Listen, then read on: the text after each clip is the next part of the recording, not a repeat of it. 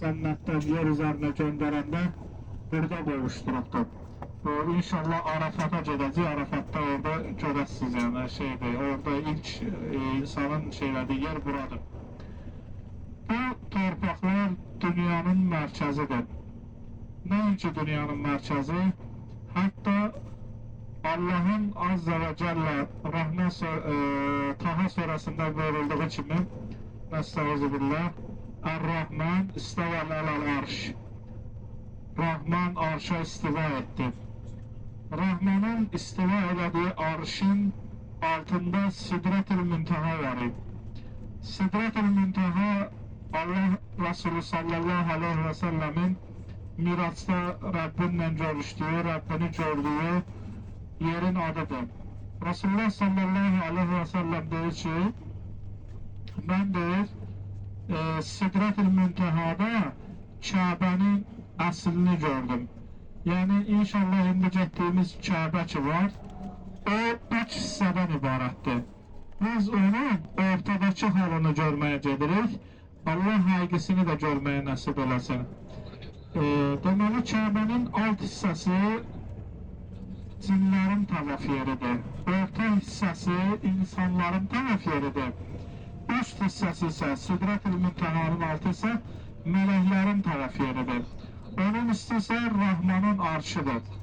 Bu da o deməkdir ki, biz Kabe'ye yönələndə, yəni dolayısıyla Allah'ın arşına doğru da yönəlmiş oluruq. Yəni öz sütuna doğru yönəlmiş oluruq. Yani hatta bazı hadisler bunu təsdiqləyir. Məsələn, Resulullah sallallahu aleyhi ve sellem deyir ki, bir qul namaza duranda onun önündən keçməyin. Onun önündən keçməyin nə qədər böyük bir vəbəl olduğunu bilsəydiniz, 40 il gözləyərdiniz.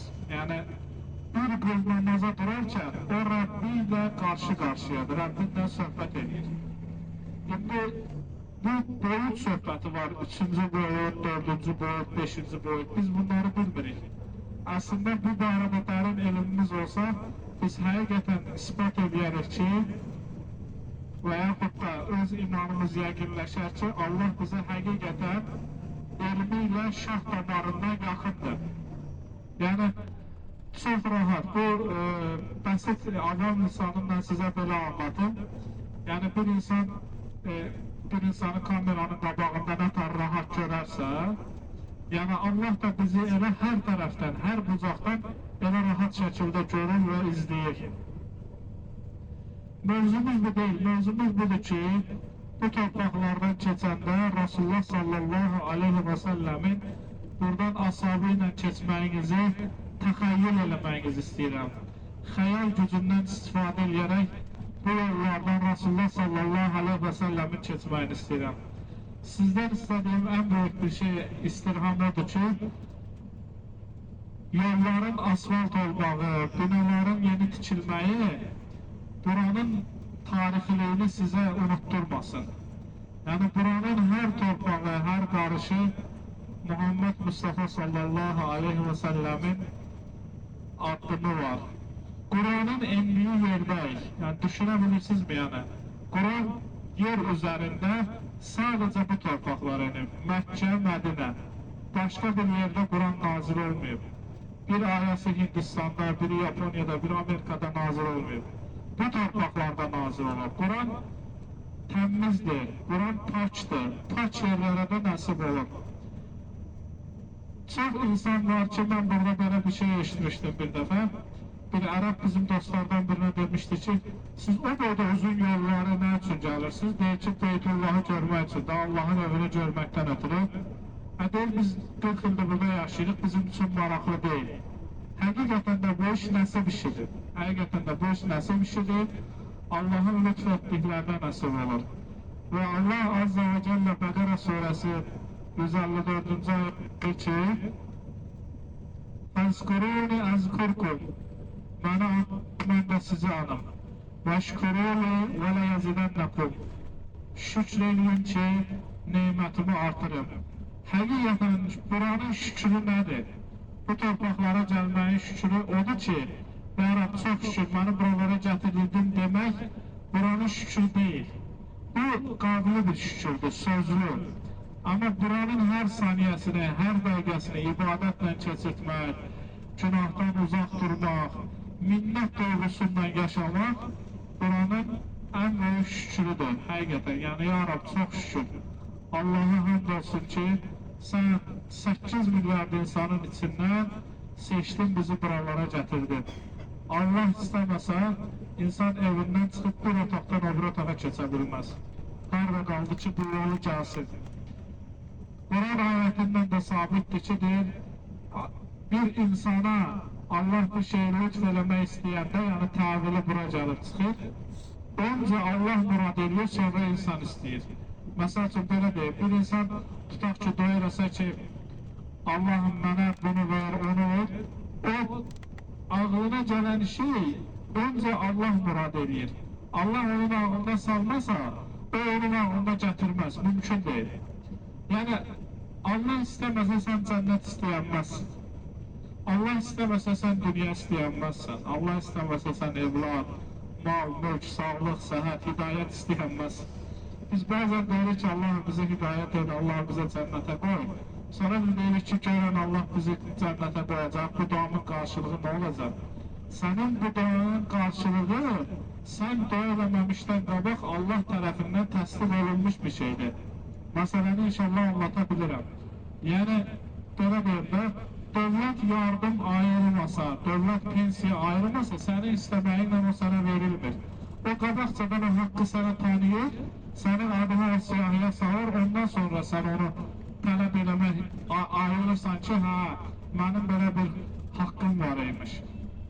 İnşallah, yenə deyirəm, həc və umrənin ən fəzilətlisi, Rasulullah sallallahu aleyhi və səlləm deyir ki, ən fəzilətlisi təlbiyə, təkbir, təhmid, təsbih gətiriləndir.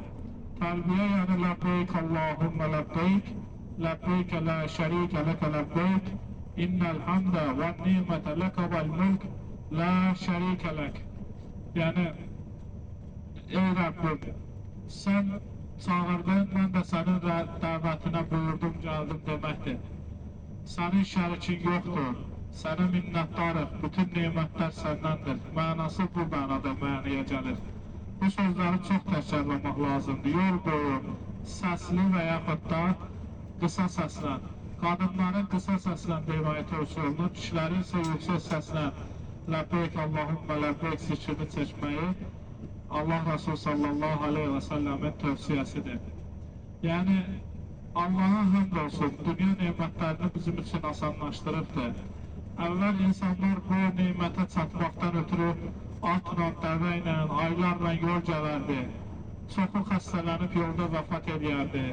Hətta eşitmişik, çay keçəndən, nə bilim, boğulanı, vəhşi heyvanlar tərəfindən həlak olanı, şəhid olanı.